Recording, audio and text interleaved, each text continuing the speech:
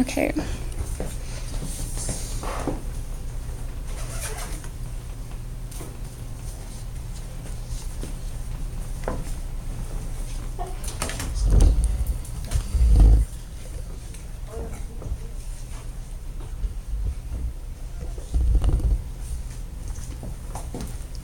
Can you see me in the camera? Yes. Okay, so my name is Madison Hourihan. Most of you know me as your teacher's assistant for this class.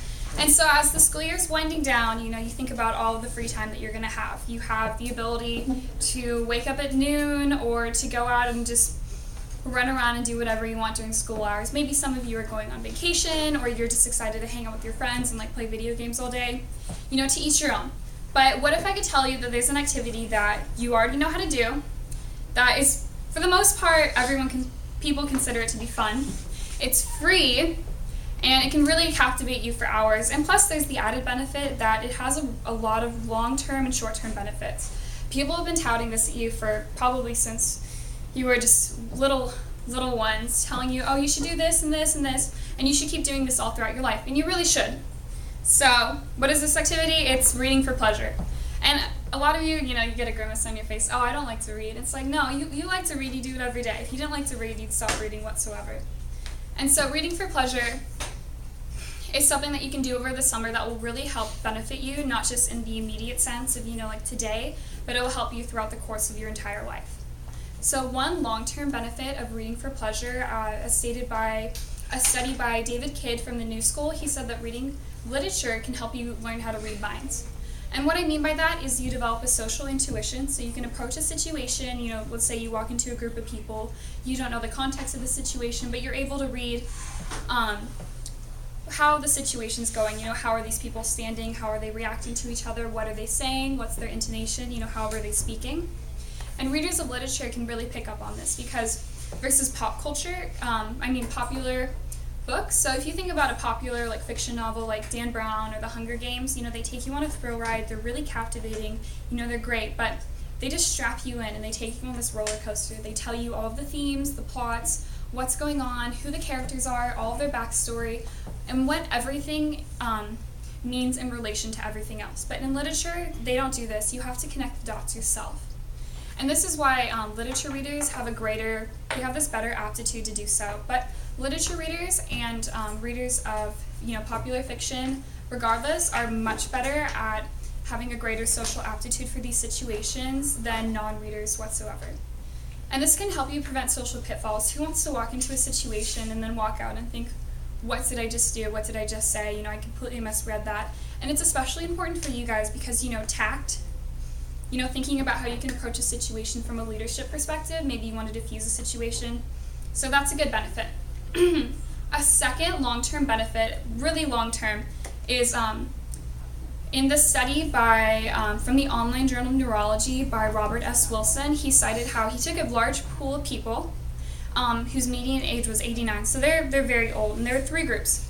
Lifelong consistent readers, lifelong inconsistent readers, so maybe they read once a week, once a month, not very consistent, and then lifelong non-readers. And the lifelong consistent readers, you guessed it, they had a 32% lesser rate of slowing of their mental functions than lifelong inconsistent readers. So consistency is key. Just by reading every day or every couple of days, they've been able to keep their mental functions at a much higher level than those of their peers. And that's important. When you think about the threats of dementia and Alzheimer's, and everyone's telling you, you always have to keep your brain stimulated, this is a way that you can do it that's quite easy, because it can be anything from reading the newspaper, reading magazine articles, or something that you're interested in. It doesn't matter for this one.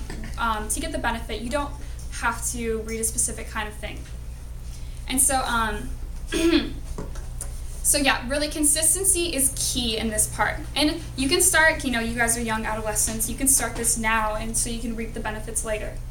And then, so I'm sure a lot of you are thinking, okay, so this is in the long term, this is something I can do over the summer. What can I do today to have reading benefit me? Well, in 6 minutes, a mere 6 minutes, it's a really small part of your time, you can relax yourself. In the Mind Lab International online study, they did a study where they saw that readers who sat down and were engrossed in a book, you have to be really kind of absorbed into whatever you're reading, you have to be interested in it.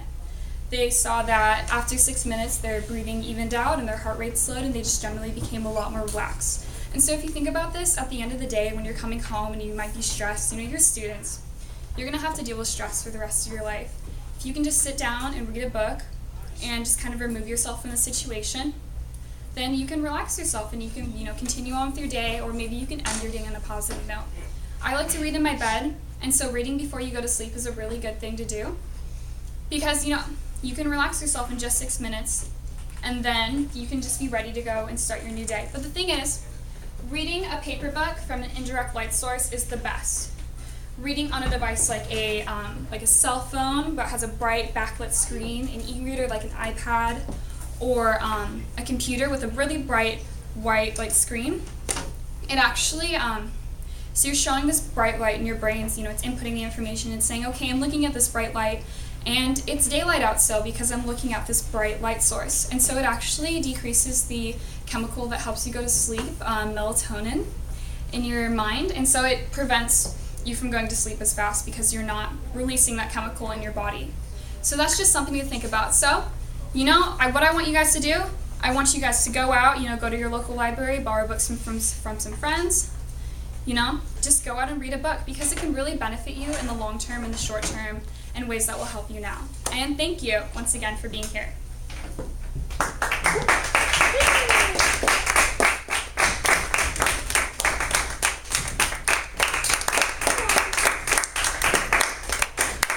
Okay, so I did it. I made the time. Yay! Okay, now I just need to turn this off without deleting it.